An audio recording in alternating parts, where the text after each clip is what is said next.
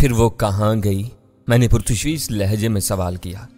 बस एक इम्कान है, अव्वल खान ने सोचते हुए धीमी आवाज में कहा। वो आला तरीन तरबियत याफ्ता लड़की है और शायद जरूरत से ज्यादा ज़हीन भी। रात के वक्त स्टेशन 4 के हदूद में ज्यादा रोशनी नहीं होती, कहीं कहीं गहरे अंधेरे का राज भी होता है। शायद उसने रोशनदान से बाहर फैले हुए अंधेरे को देखकर अपने फरार का मंसूबा सोचा और फिर इस पर अमल कर गुजरी। किसी ने उस पर ध्यान नहीं दिया होगा। वो किसी तारीख मकाम पर बाढ़ के पार निकल गई होगी। वो अव्वल खान का नजरिया था, लेकिन बहुत ज्यादा काबिल कबूल नहीं था। इस पर बहस छिड़ गई। अव्वल खान ने अपने नजरिए के दिफा में जो नुक्ते बयान किए वो काबिल गौर थे। स्टेशन 4 वसी रकबे पर फैला हुआ और खारदार तारों की बाढ़ में घिरा हुआ महफूज कैंप था।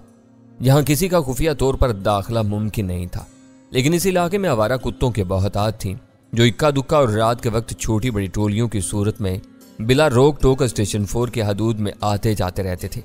खुराक की तलब और किसी गोशा आफियत की तलाश इन चौपायों को स्टेशन 4 की तरफ आने पर मजबूर करती थी। सोनिया को यकीनी तौर पर यह सब मालूम नहीं था। उसे बेहोशी की हालत में होटल की पार्किंग लॉट से सर्वर ने वहां पहुंचाया था। सोनिया को यह तक मालूम नहीं हो सका था कि वो कहां और किन लोगों की कैद में थी। उसने बुनियादी तौर पर सिर्फ एक नुक्ता तय किया होगा कि उसे सेल की हदूद से बाहर निकलकर किसी चौपाई की तरह चारों हाथों और पैरों पर चलते हुए फरार होना है। वो किसी न किसी तरह सेल से बाहर निकली तो माहौल साजगार था। इसका बदन लिबास के झंझट से आजाद था। इसने अपनी पूरी पेशा वराना महारत को प्रोकार लाते हुए चौपाई की चाल इख्तियार की और तारीकी की तरफ होनी। दूर से अगर किसी ने उसे देखा भी होगा तो कद आवर कुत्ता वगैरह समझकर नजरअंदाज कर दिया होगा। वो बाहर निकली और किसी तरफ फरार हो गई। एसटीएफ के किसी मुहाफिज के वहमो गुमान में भी यह ख्याल नहीं आ सका होगा कि उनकी कैदी स्टेशन 4 के हदूद में किसी चौपाई की तरह चल रही होगी। सोनिया के फरार का वो तरीका सहल नहीं था। कोई इर्द गिर्द के माहौल से पूरी तरह वाकिफ होने और भरपूर मनसूबाबंदी करने के बाद ही वो खतरा मोल ले सकता था, मगर मुझे इससे ज्यादा हैरत उसके होश में आने पर थी। मैंने होटल की पार्किंग लॉट में उसके ऊपर हमला करके उसे बेहोश किया था। जर्ब की बेहोशी को नाकाफी समझते हुए मैंने उसके जिस्म में मुकम्मल बेहोशी का एक डोज भी उतार दिया था। मेरा अंदाजा बल्कि तजर्बा था कि अव्वल खान की दी हुई अंगूठी के खोखले नगीने में पोशीदा स्याल के असरात खासे देर पा होते थे, लेकिन वो लड़की बहुत जल्दी होश में आई थी। बल्कि ज़हनी और आसाबी तौर पर इतनी तवाना थी कि उसने फौरी तौर पर इस कैद से अपने फरार की एक कामयाब राह भी तलाश कर ली। इसका साथी कहाँ और किस हाल में है? कुछ देर के तवक्कुफ के बाद मैंने अव्वल खान से पूछा। लड़की के गायब होने का इंकिशाफ होते ही उसकी खबर ली गई थी। वो अभी तक अपने सेल के फर्श पर बेहोश पड़ा हुआ है, अव्वल खान ने बताया। लानत है उस पर, वीरा बोली। वह मर्द होकर बेहोश पड़ा हुआ है। लड़की होश में आकर भाग भी गई। आमतौर पर लड़कियां ही भागती हैं, सुल्तान शाह ने चुभते हुए लहजे में कहा। वो बेचारा मर्द जरूर है, लेकिन उसे काफी देर बाद बेहोश किया गया था। यह मर्द और औरत की क्या वाहियात बहस शुरू कर दी तुम लोगों ने, अव्वल खान ने उसे घूर कर कहा। इस वक्त हम एक अहम मौजू पर बहस कर रहे हैं और एक अहम मसले में उलझे हुए हैं। वो कपड़े छोड़कर भागी है। मैंने बात शुरू की थी कि सुल्तान शाह बोल पड़ा। स्टेशन 4 से निकलने के बाद जब किसी ने उसे 2 पैरों पर भागते हुए देखा होगा तो उसे मजलूम समझा होगा।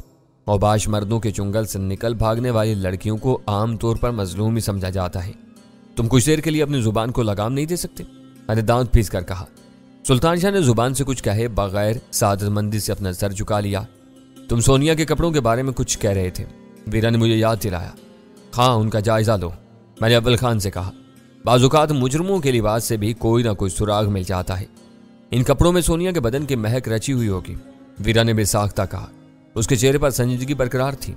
मैंने उसे चुप कराया तो अब तुम्हारा दिमाग चल रहा है? मैंने वीरा पर आंखें निकाली।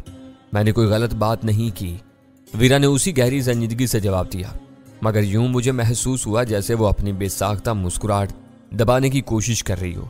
उसने अपनी बात जारी रखी। तरबियत याफ्ता कुत्ते इस बू के सहारे हमें सोनिया तक पहुंचा सकते हैं। फजूल बात है, मैंने फिजा में हाथ लहरा कर कहा। यह कामयाबी उसी सूरत में मुमकिन है कि अभी तक इन्हें इतराफ में मौजूद हो। वो एक चालाक और मक्कार औरत है। किसी न किसी की गाड़ी में लिफ्ट लेकर यहां से मीलों दूर निकल चुकी होगी। यह बहुत बुरा हुआ कि वो हमारे हाथ आकर निकल गई, गजाला मुतासफाना लहजे में बोली। बदहवासी में शायद वो स्टेशन 4 के महल्ले वकू पर ज्यादा ध्यान न दे सकी हो, मगर उसकी खाग नजरों ने यह अंदाजा जरूर लगा लिया होगा कि वो किसी फौजी छावनी के इलाके में रखी गई थी। इस वक्त वही बात मेरे जहन में चकरा रही थी। मैंने थोड़ी देर पहले निक से कर्नल दावर बनकर बात करते हुए उसे ये तासर देने की कोशिश की थी कि अर्जुन के होटल से डैनी ने दोनों ब्लैक कैट्स को उठा लिया था। मेरी इस कोशिश का दोहरा हदफ था। अव्वल ये कि वो मेरे असल नाम से मजीद खाइफ हो जाए, दोम ये कि ब्लैक कैट्स के बारे में किसी एजेंसी वगैरह का नाम ना आने पाए। अगर यह बात खुल जाती है कि इन दोनों को किसी सरकारी एजेंसी ने उठाया है तो फिर इन्हें जहन्नुम हासिल करना मुमकिन न रहता। ज़ाब्तों के मुताबिक जुर्म साबित करके इन्हें सजायाब किया जाता और फिर किसी भी मरहले पर कैदियों के बाहिमी तबादले के नतीजे में वो दोनों दोबारा भारत चले जाते। मेरे लिए इनका वो अंजाम हरगिज पसंदीदा नहीं था। उन्होंने गैर कानूनी तौर पर पाकिस्तान में घुसकर दहशतगर्दी और साजिशों का सिलसिला शुरू किया था।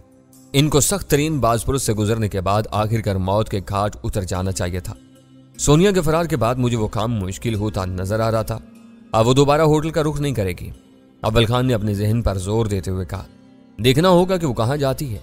हमें फौरी तौर पर शहर में उसकी तलाश शुरू कर देनी चाहिए। गजाला ने किसी तवक्कुफ के बगैर अपनी राय पेश कर दी। कोबरा मंजर से यकायक गायब हो गया है। अबरार कैद में है।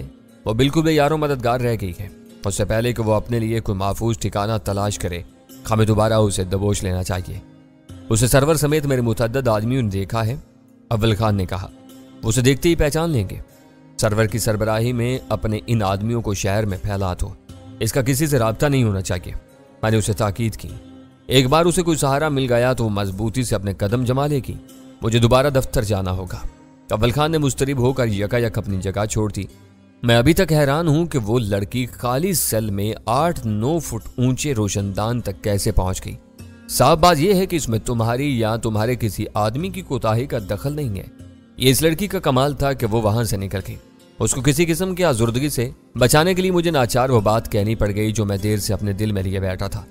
तुमने तो उसे देखा और घेरा था, क्या वो वाकई इतनी चालाक और तेजो तरार नजर आती थी? अव्वल खान ने मुताजफाना लहजे में पूछा।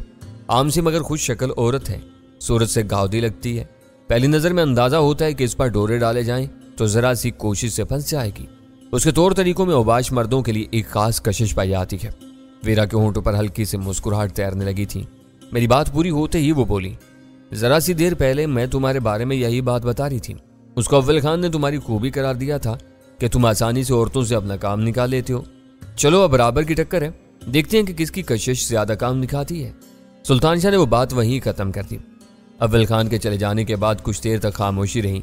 चारों अपनी जगह किसी सोच में डूबे हुए थे। वो सकूत गजाला ने तोड़ा। इस बार हमारे सामने गैर मामूली हरीफ हैं। तुमने देख लिया कि वो जितनी आसानी से हाथ आई थी उससे ज्यादा आसानी से साफ निकल गई। कोबरा के बारे में तुम्हें सोच समझकर कोई कदम उठाना होगा। जब हम एक नतीजे पर पहुंच चुके हैं तो फिर खुलकर इसका नाम लो, वीरा ने जवाब दिया। कोबरा और हशमत उसके फर्जी नाम और बहरूप हैं। होटल की वेट्रेस के बयान के बाद अब इस बात में कोई शुबा नहीं रहा कि इन दोनों नामों के पीछे सोबराज की शख्सियत कार फरमा है। मैं भी इसी के बारे में बात कर रही थी। वो हमारे लिए लोहे का चना साबित हो सकता है, गजाला ने मुदाफाना लहजा में कहा। वो कुछ भी नहीं है, उसे तिनके की तरह उड़ाया जा सकता है, वीरा ने हकारत से कहा। तुम्हारे हुक्मरानों ने अपनी मजबूरियों और मसलहतों की वजह से उसे VVIP का दर्जा देकर इतना अहम बना दिया है, वरना उसके गले में किसी भी वक्त तोक डाला जा सकता है। मफरूजात में उलझकर अपना दिमाग खराब मत करो, गजाला ने उसे मुखलिसाना मशवरा दिया।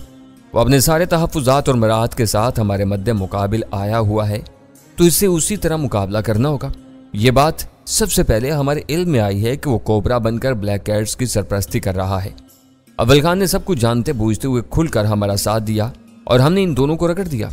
ये और बात है कि सोनिया के सितारे इसका साथ दे रहे थे, वो निकल गई। अब हमारे सामने सिर्फ सोबराज रह गया है। मैं खुद भी उस पर कोई ओछा हाथ नहीं डालूंगी, वीरा ने एक गहरा सांस लेकर कहा। शाम तक सब कुछ ठीक ठाक जा रहा था। पेशानी पर जख्म के निशान वाले के पकड़े जाने के बाद खेल यकायक सिमटा हुआ नजर आने लगा था, मगर इन आखिरी लम्हात में बाजी कुछ बिखर से गई थी। हम में से हर एक अपनी जगह मलूल और अफसुर्दा था। इस बोझल माहौल में रोजमर्रा के मामूलात से फारिग होने के बाद हम अपने अपने कमरों की तरफ हो लिए। सोनिया अकेली रह गई थी और भड़की हुई थी, मगर फिर भी मैं उसकी तरफ से किसी खुशफहमी में मुब्तला नहीं रहना चाहता था।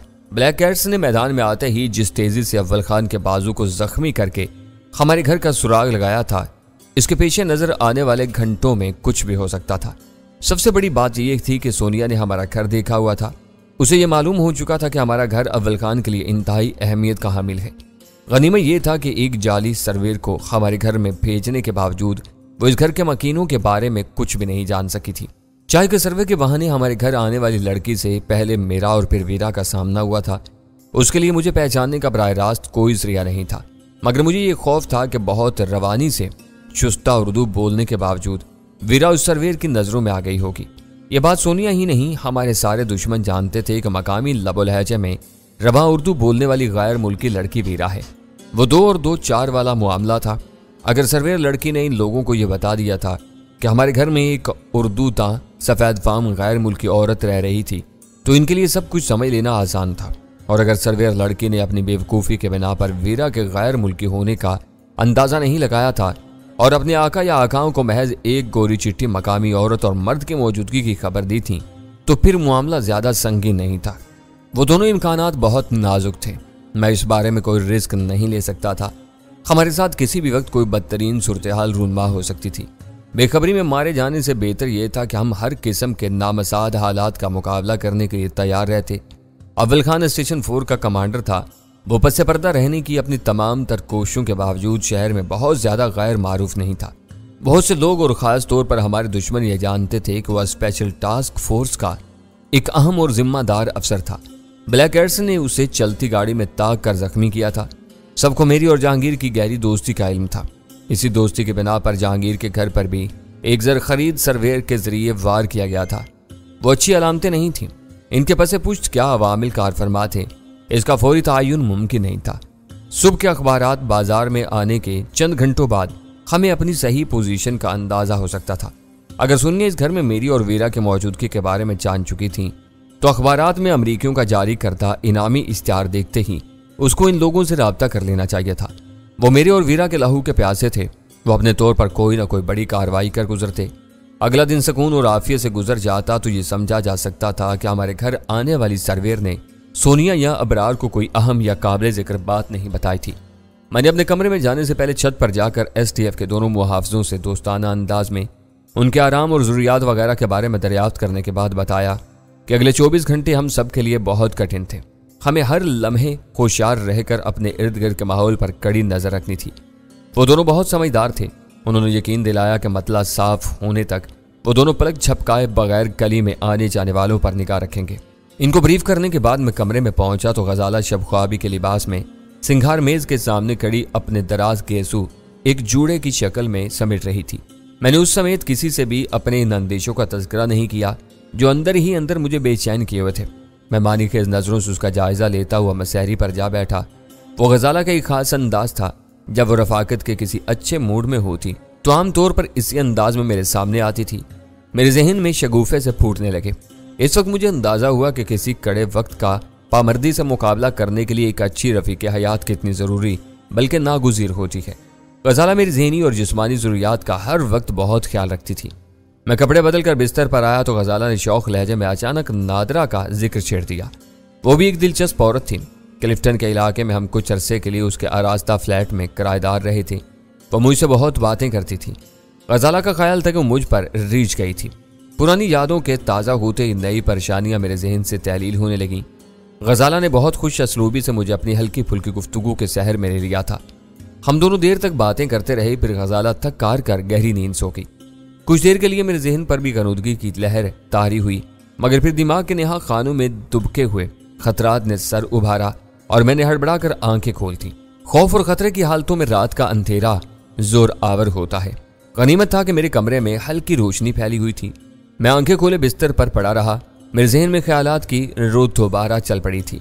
आने वाले वक्त के वसवसों ने गजाला के साथ गुजारे हुए वक्त के सरूर को बहुत बेरहमी से निगल लिया था। अचानक फोन की घंटी बज उठी। मैंने पहली घंटी पूरी होने से पहले ही लपक कर रिसीवर उठा लिया ताकि गजाला की नींद खराब न हो। दूसरी तरफ से अव्वल खान बोल रहा था। फोन करने के लिए यह वक्त नामुनासिब है, मगर मेरे पास 2 अहम खबरें थीं। जो कमान अव्वल खान, मैंने उसकी बात दरमियान से काट दी। हमारे दरमियान ऐसे तकल्लुफ का कोई रिश्ता नहीं है जो कहना है किसी तमहीद का बगैर क्या डालो। तुम्हारा अंदाजा बिल्कुल दुरुस्त साबित हुआ। आदमियों ने सोनिया के कपड़े समेट कर एहतियात से एक तरफ कर दिए थे। मैंने उन्हें निकलवा कर देखा है। उसके जामे के अंदरूनी हिस्से पर एक वाटर प्रूफ टैग चिपका है। बाजू नजर में वो जेर जामा बनाने वाली कंपनी का टैग नजर आता है। इस पर 2 मुहम्मल से अंग्रेजी अल्फाज के नीचे एक अल्फा न्यू मेरिकल कोड दर्ज है।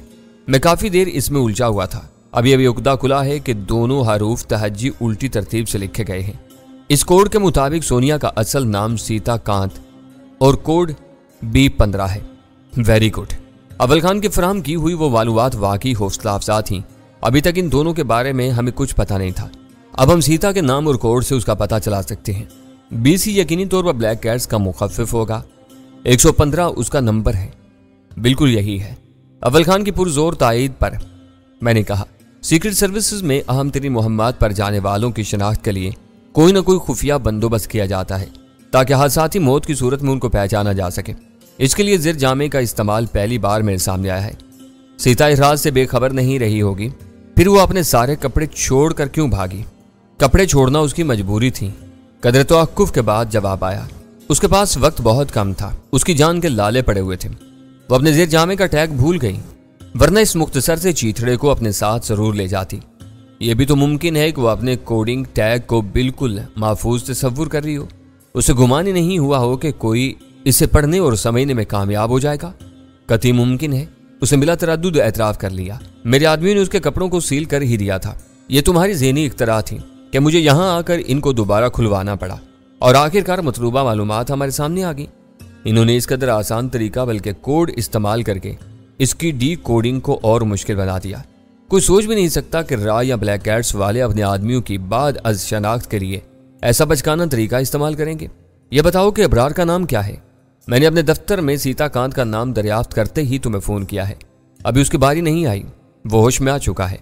अब मैं उसकी तरफ जाऊंगा और उसके कपड़े उतरवा दूंगा। मैंने तेजी से गौर किया। इस वक्त ले दे के एक शिकार हमारी गिरफ्त में रह गया था। उसे जरा भी मिस गाइड किया जाता तो मालूमात हासिल करने का एक मोतबर जरिया हमारे हाथों से निकल सकता था। मैंने माउथ पीस में कहा, मेरी रात तो काली हो ही गई, मैं आ रहा हूं। मेरे पहुंचने से पहले उसे ना छेड़ना। तुम आ जाओ तो हम 1 और 1 11 हो जाएंगे। उसकी आवाज़ में मुसर्रत थी। उसे मेरी तजवीज़ का बुरा नहीं माना था। यह बताओ कि तुम्हारी CSD तो सही काम कर रही है ना? मैंने चौंक कर पूछा। बिल्कुल, वो इस वक्त भी आन है। क्या तुमको इसकी ज़रूरत पेश आ सकती है? मैं फ़िलहाल कुछ नहीं कह सकता। स्टेशन 4 पहुंचने के बाद कोई फैसला हो सकेगा। तुम्हारी दूसरी खबर क्या है? तुम्हारी यह बात मेरे दिल में चुभ गई थी कि कहीं मेरे किसी आदमी ने सीता को पनाह ना दे दी हो। बात समझ में आने वाली थी कि एक खूबसूरत और बेलिबास लड़की के 1000 हमदर्द पैदा हो सकते हैं। मैंने यहाँ आते ही स्टेशन 4 का हर कोना और कमरा हत्ता के कबाड़ खाना तक छान मारा है। सीता यहाँ नहीं है। मेरी बातों को अपने दिल पर ना लिया करो। वो बात मैं रवानी में कहता चला गया था। मुझे पक्का शुबा होता तो मैं खुद तुम्हारे साथ क्या होता। शायद सीता के नाम और कोड का मसला जल्द हल हो जाता। कुछ नहीं बिगड़ा, मैं अब आ रहा हूँ। उसे बात खत्म करके मैंने खामोशी और आहिस्तगी से बिस्तर छोड़ दिया। मैं गजाला की बेखबरी में निकल जाने का इरादा कर चुका था। मैं कपड़े तब्दील कर रहा था तो एक मरतबा फिर फ़ोन की घंटी बज उठी। मैंने तेज़ी से रिसीवर उठा लिया। मैं हैरान था कि अव्वल खान को दोबारा फ़ोन करने की क्या ज़रूरत पेश आ गई थी।